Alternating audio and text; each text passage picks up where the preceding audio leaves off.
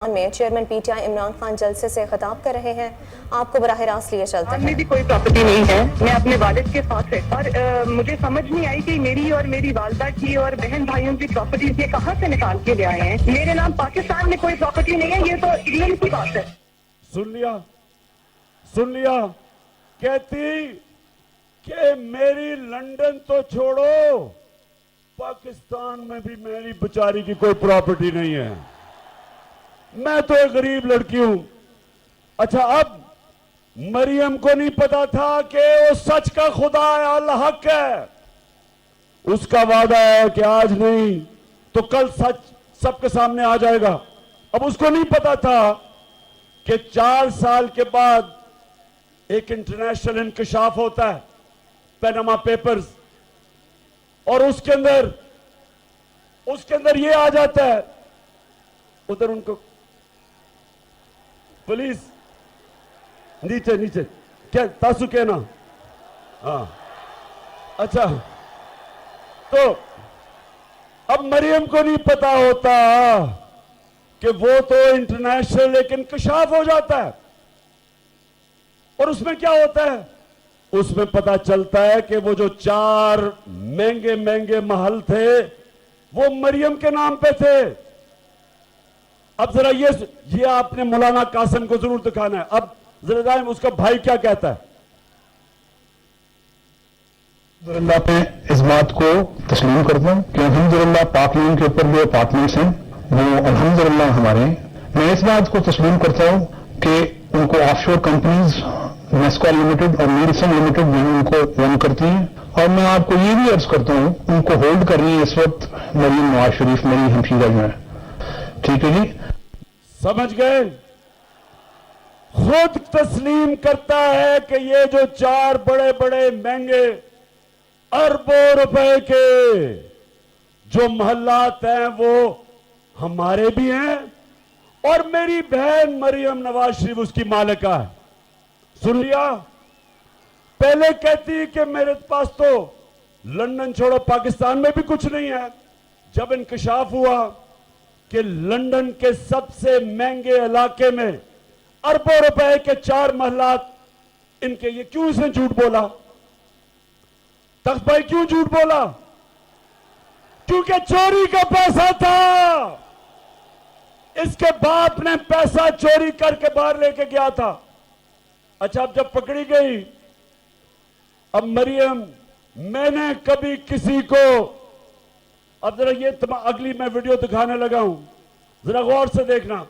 मैंने अपनी जिंदगी में, तख्त भाई, मैंने कभी अपनी जिंदगी में इतने सीधे मुंह से झूठ किसी को नहीं बोलते देखा जितना मरियम बोलती है। अब ये देखें जरा, ये क्या कह रही है। हसन हुसैन के पास आज जो भी है वो एक अरबपति दादा के पोते हैं। उस अरबपति दादा के पोते हैं जो 1960s और 70s में पाकिस्तान का अमीर तरीन इंसान था। ये जो एसेट्स हैं, ये जो बिजनेस के लिए पैसा है, ये सारा दादा से डायरेक्टली बच्चों को ट्रांसफर हुआ। सुन लिया, कहती, अब ये कह नहीं सकती थी। देखिए, मैं आपकी तरबियत भी कर रहा हूं ना तख्त भाई, मैं आपकी तरबियत भी कर रहा हूं। अच्छा, अब इसने क्यों कहा कि जी वो वालिद की नहीं?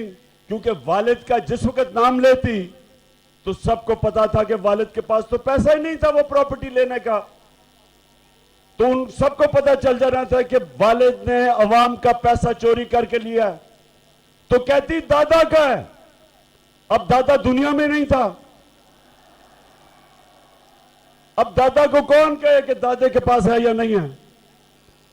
अच्छा, अब मरियम का जो दादा था वो शहबाज शरीफ का बाप है। मरियम का दादा शहबाज शरीफ का बाप है। अब शहबाज शरीफ अपने बाप के मुताल्लिक क्या कह रहे हैं, जरा आप ये देखें। मेरे खानदान को 22 खानदानों में शुमार नहीं होता था।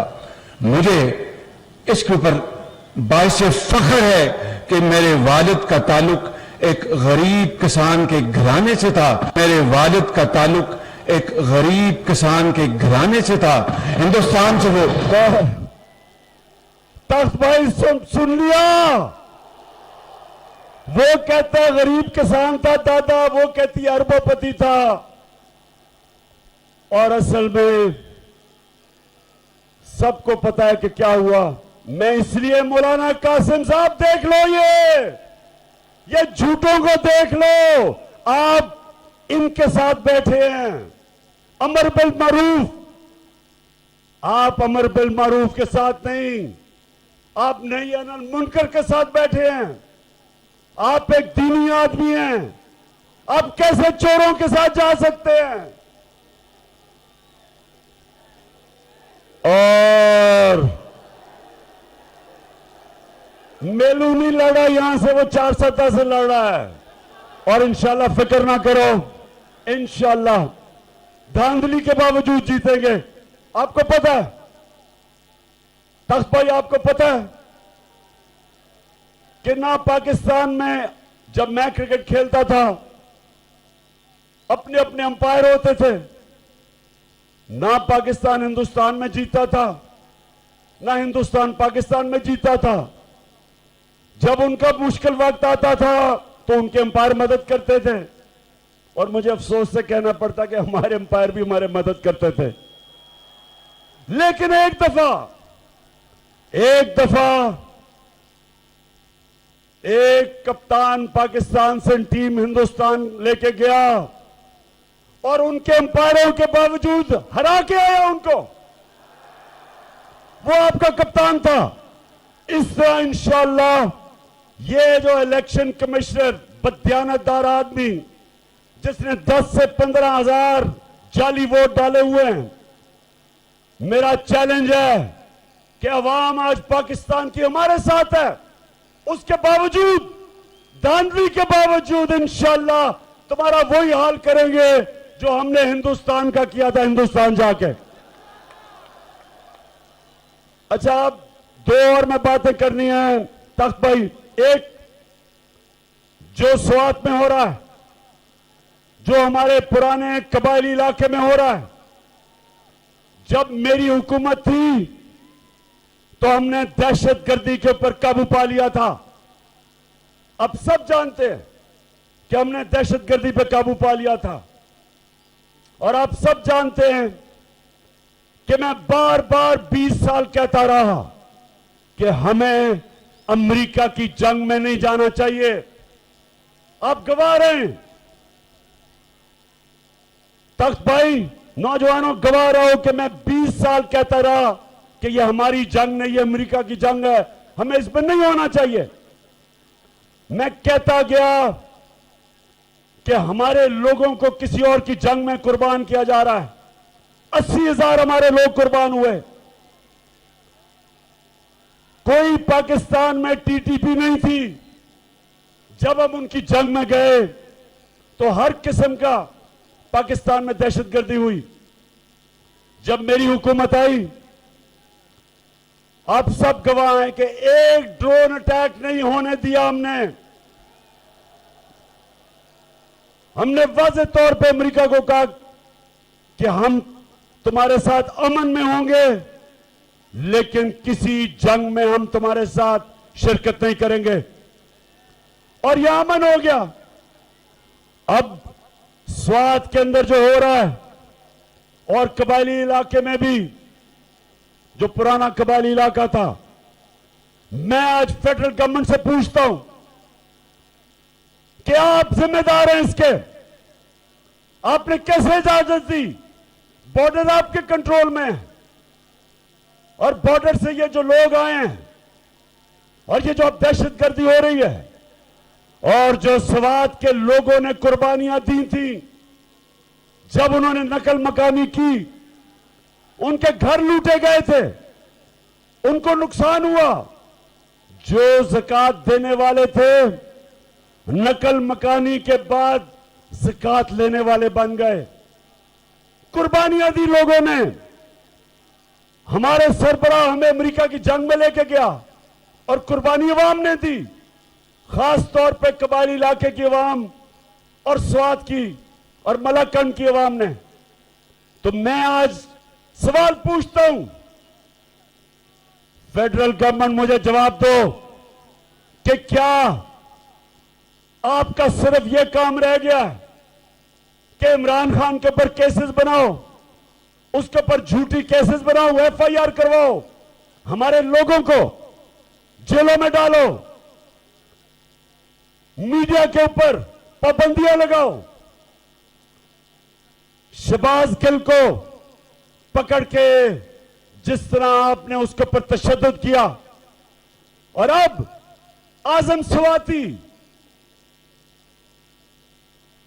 सवाती को जो पकड़ के रात लेके गए और तशद्दुद किया, उसको भी नंगा करके तशद्दुद किया, शहबाज गिल को भी नंगा किया।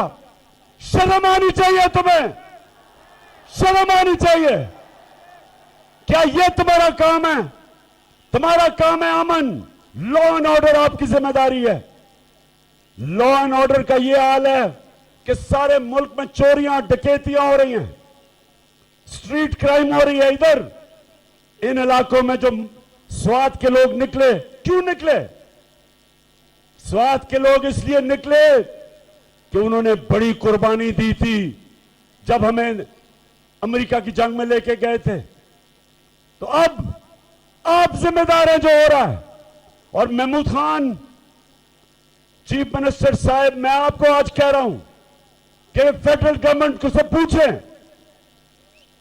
कि आप अगर जिम्मेदारी नहीं संभालेंगे तो फिर हमें संभालने दें, हम करेंगे, हम दहशतगर्दी के खिलाफ खड़े होंगे। और जो आजम सवाती से किया, उससे पहले जो कस्टोडियल टॉर्चर बंद करके तशद्दुद किया, उससे पहले शहबाज गिल पे और फिर सहाफियों पे, मैं सारे इदारों को आज कहता हूं कि अगर आप ये समझते हैं कि तशद्दुद करके आप अपनी इज्जत करवा लेंगे, गलत फहमी में ना रहें। इज्जत अल्लाह देने वाला है। आप मार के, तशद्दुद करके, जुल्म करके, आज तक दुनिया की तारीख में किसी जालिम को इज्जत नहीं मिली। लोग नफरत करते हैं, लोग नफरत करते हैं जब जो जुल्म करता है। और अगर आप ये समझते हैं कि आप लोगों की राय रोक लेंगे और इस तरह के तशद्दुद करके जब सारे चोरों को छोड़ा जा रहा है, शहबाज शरीफ जैसे डाकू और इसके बेटे को बरी किया गया एफआईआर केसेस से, जो भी जिम्मेदार है उनको शर्म आनी चाहिए।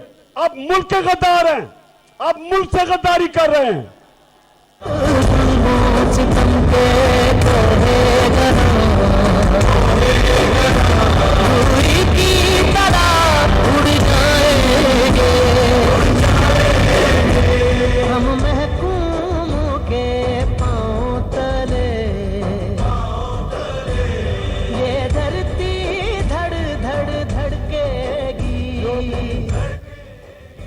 जो भी इन चोरों को एनआरओ दे रहा है वो इस मुल्क का गद्दार है। मेरे नबी सल्लल्लाहु अलैहि वसल्लम ने आज से 1500 साल पहले कहा, उन्होंने कहा जो कौम छोटे चोरों को जेलों में डालती है और बड़े डाकुओं को नहीं पकड़ती, वो तबाह हो जाती है, वो फना हो जाती है। जो भी आज ये बड़े चोरों को छोड़ रहा है और एनआरओ दे रहा है, वो इस मुल्क का गद्दार है और हम मुकाबला करेंगे इनका। मैं निकलूंगा इनके खिलाफ। मैदान में चेयरमैन पीटीआई इमरान खान जलसे से खिताब कर रहे हैं। उनका कहना था कि एक फ़ायदा बताएं जो इक़्तिदार में आकर मैंने उठाया हो। उन्होंने कहा कि हर रोज़ ज़मानत के लिए अदालत जाता हूं, मैं क्यों बाहर नहीं जाता। अगर इमरान खान करप्ट होता तो नवाज शरीफ की तरह मुल्क से बाहर होता। चेयरमैन पीटीआई इमरान खान का कहना था कि इक़्तिदार में आकर इक़्तिदार का फ़ायदा उठाकर पैसे बनाते हैं। उनका मज़ीद कहना था कि इलेक्शन कमिश्नर इनके साथ मिला हुआ है। आपको बताएं कि मर्दान में चेयरमैन पीटीआई इमरान खान जलसे से खिताब कर रहे हैं। उनका कहना था कि एक फ़ायदा बता दें जो इक़्तिदार में आकर मैंने उठाया हो। उन्होंने कहा कि हर रोज़ ज़मानत के लिए अदालत जाता हूँ, मैं क्यों बाहर नहीं जाता। अगर इमरान खान करप्ट होता तो नवाज शरीफ की तरह मुल्क से बाहर होता। और अवाम के ऊपर तशद्दुद कर रहे हैं, मीडिया को बंद करके, सोशल मीडिया के पीछे मेरे ऊपर केसेस करके, ये अपने कानों से निकाल लो, ज़हनों में डाल लो। सब जो समझते हैं कि अगर इमरान खान को जेल में डाल के या उसके ऊपर केसेस करके वो पीछे हट जाएगा, मैं और जोर से आपका मुकाबला करूंगा।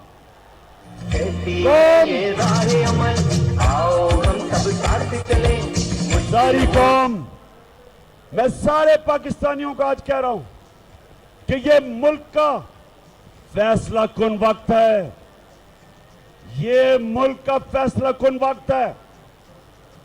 एक तरफ इन चोरों की, इन डाकों की गुलामी है,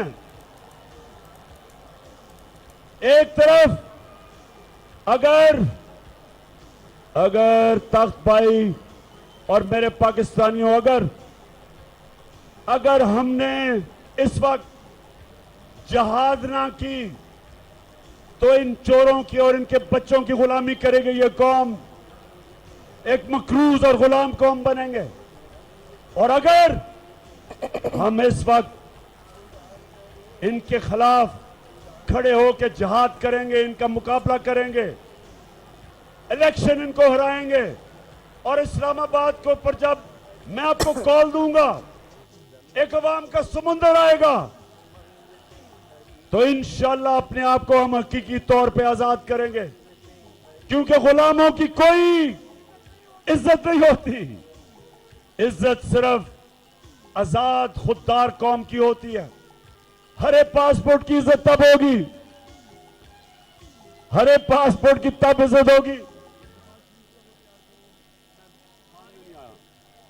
आजाद, अभी मैं आपको एक आखिरी वीडियो दिखाने लगा हूं, बैठ जाओ जरा, सारे बैठ जाए। आखिरी वीडियो, उसके बाद मैंने अब सबसे हल्फ लेना है, मैं हल्फ लूंगा, लेकिन पहले मैं ये आपको वीडियो दिखाऊं कि इस मुल्क को ये जो चोर को ऊपर बिठा दिया है, ये मैं कैसे जलील कर रहा है। सुने सुने, मैं सऊदी अरब से होकर आया हूं, मैं यूएई के होकर, अभी मैं तुर्की होकर आया हूं, और मैंने भाइयों को कहा कि आप हमारे बड़े अजीम भाई हैं, हमेशा आपने हमारी मदद की।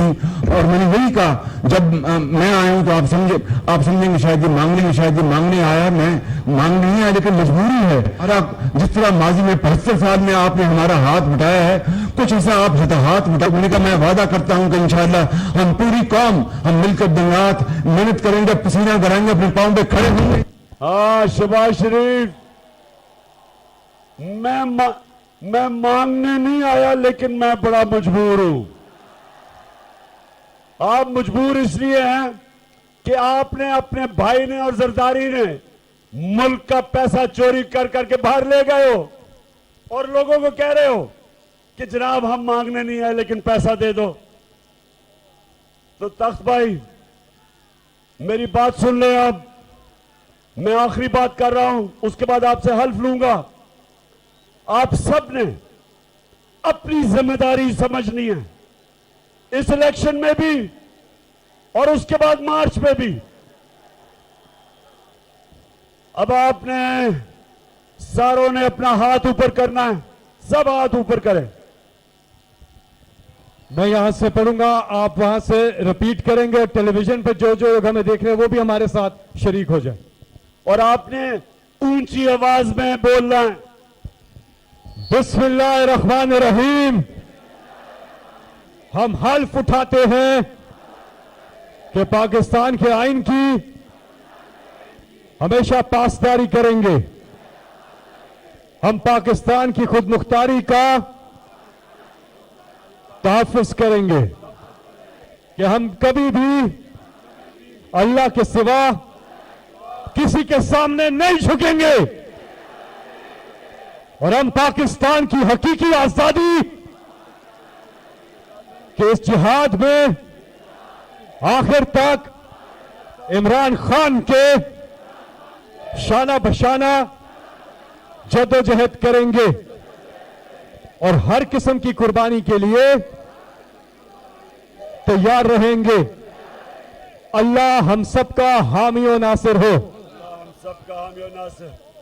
तख्त भाई, इस जबरदस्त शानदार जलसे का मैं आपको सलाम पेश करता हूं।